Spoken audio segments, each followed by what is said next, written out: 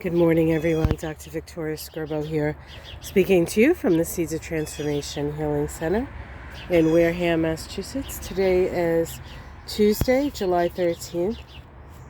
Or if you're in Australia, you could be listening to this on Wednesday, July 14th. The moon starts the day in Leo and shifts into Virgo at 4:31 a.m. on the east coast of the U.S. So needless to say, the moon's in Virgo right now. The moon, once in Virgo, makes an early morning opposition to Jupiter. Remember, Jupiter is now moving retrograde still in Pisces. It had a trine to Mercury the other day, right? Mercury in Cancer, Jupiter in Pisces at around 2 degrees of Cancer Pisces. And so the moon in Virgo is a very practical moon, and so we have an opportunity to sort of see what it is that we need to do, what we need to work at. And I don't know if you can see that little honeybee in there in the hostas. Yeah, they like the hostas. The hummingbirds like the hostas too. They like those sort of tubular flowers, honeybirds. Close, hummingbirds, right?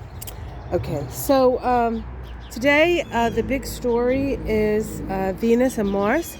Venus and Mars start a new synodic cycle today, coming together at the 20th degree of Leo. And when Venus and Mars get together, there's quite an alchemical process that goes on. It's the masculine and the feminine coming together, literally and figuratively. So if you catch my drift, today would be a good day for that kind of thing. Wink, wink, right? It's very passionate combination in a very passionate sign. And let's see if I can show you this little... Hi there, buddy. Hello. Yes, I know the feeder is empty. I will fill it, yes. That is the cardinal letting me know that the feeders are empty. They're all such piggly wigglies. I'm telling you, they eating constantly. It is so much fun having bird feeders. I've never really done bird feeders before, but I know that there's like a whole group of people who were like super into bird feeding, and now I can see why. It is amazing. Oh, look who came out to visit. Now, normally I leave him in the house, but Michael gave me a pea yesterday. We had snow peas in the garden, and he handed it to me, and he said, this is the only snow pea in the garden. The chipmunks ate the rest of them. So I figured maybe it wouldn't be a bad idea to have Charlie prowl around a little bit, not necessarily to hurt a chipmunk, but to let them know that perhaps their free reign is over. I think they're adorable, but I also like to eat something out of my own garden, so you can all appreciate that. So back to Venus and Mars. So let's look at the Sabian symbol, because this occurs at 20 degrees of Leo, 19 plus, as it were. It says, Zuni Indians perform a ritual to the sun, the return to the glorification of natural energies.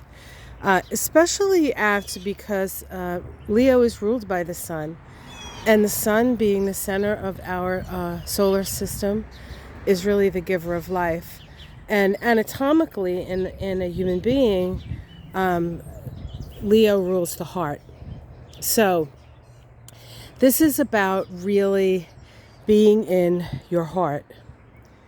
The thistle are now starting to bloom, and there's a little bee on one. They're resting though. It was kind of cold last night, and I think some of the bees just fell asleep. Hopefully that's all it is. And once it gets a little warmer, they'll wake up. Unless, of course, they work themselves to death, which happens a lot too. So this is really about coming from a very heart-centered place and reminding us that we need to sort of connect on that heart level, the last two conjunctions that occurred between Venus and Mars were both in Virgo, which is a mental sign, right? It's ruled by Mercury.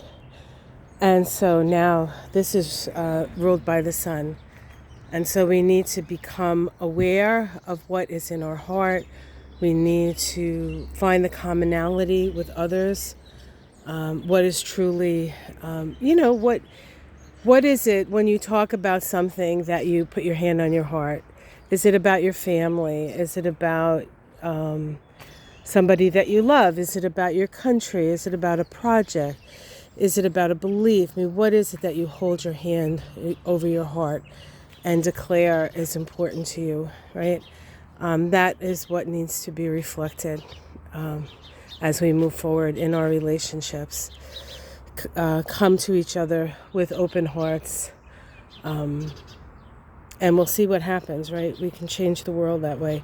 And the last thing I want to talk about today is the moon does make a square to its own nodes. So the nodes right now are in Gemini and Sag, right? North node in Gemini, South node in Sag. So every month when the moon moves into Virgo, it squares the nodes. It's at what they call the bendings, right? So what does that Virgo square the nodes require us to do? How do we resolve that conundrum? We work in the direction of the future and utilize the information that we're getting, Virgo, to inform us of the way forward. North node in Gemini. Now, Virgo and Gemini are both Mercury-ruled signs, so we look to Mercury, and of course Mercury's in Cancer, and it just came off that trine to Jupiter. And so it is a time to open up to each other in a heart-centered way. And, try this out with people that you trust and that you love. You may not want to go to a political rally, walk over to the person on the other side of the rally and open your heart. You could, but maybe we can practice this on people that we know aren't going to say, "What are you, nuts?" But so that's what the stars say to me today, and that's what I say to you today. Have yourself a great day. Like and subscribe. For those of you who are concerned, I'm feeling much, much better. Day 2 of the cold was like killer. Not very much fun, but I've been getting rest, and I'm feeling better, and I'm taking it easy, and no worries. And for those of you who are worried about this COVID thing, I actually caught this cold from Michael, so it wasn't a COVID sort of thing. So don't fret about that, okay? I'm very careful. Okay, guys, take care.